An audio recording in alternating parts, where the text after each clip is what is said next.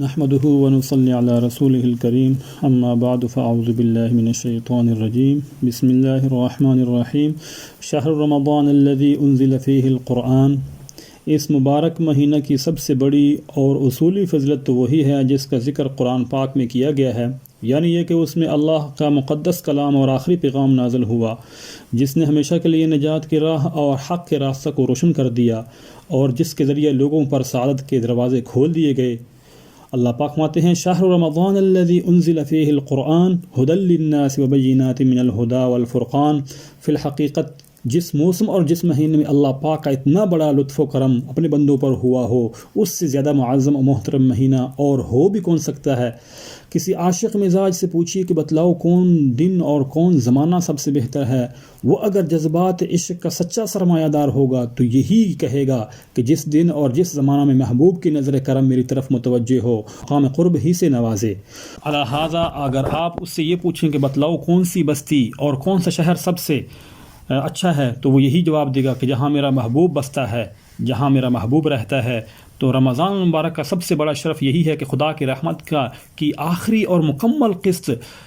نجات و فلاح کا دستور اور حیات ابدی کا قانون بن کر قرآن کی شکل میں اسی مبارک مہینے میں نازل کی گئی، یعنی اسی ماہ مبارک میں اس کا نزول شروع ہوا۔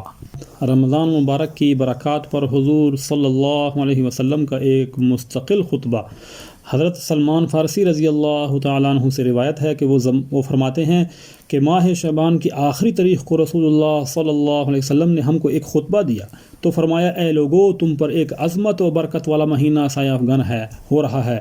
اس مبارک مہینہ کی ایک رات 1000 مہینوں سے بہتر ہے۔ اس مہینہ کے روزے اللہ تعالیٰ نے فرض کیے ہیں اور اس کی راتوں کی نماز یعنی تراویح کو نفل عبادت قرار کیا ہے، جس کا بہت بڑا ثواب رکھا ہے۔ جو شخص اس مہینہ میں اللہ کی رضا اور اس کا قرب حاصل کرنے کے لیے کوئی غیر فرض عبادت یعنی سنت یا نفل ادا کرے گا تو اس کو دوسرے زمانہ کے فرضوں کے برابر اس کا ثواب ملے گا، اور اس مہینہ میں فرض ادا کرنے کا ثواب دوسرے زمانہ کے 70 فرضوں کے برابر ملے گا۔ یہ صبر کا مہینہ ہے اور صبر کا بدلہ جنت ہے۔ یہ ہمدردی اور غمخواری کا مہینہ ہے، اور یہی وہ مہینہ ہے جس میں مومن بندوں کے رزق میں زیادتی کی جاتی ہے۔ جس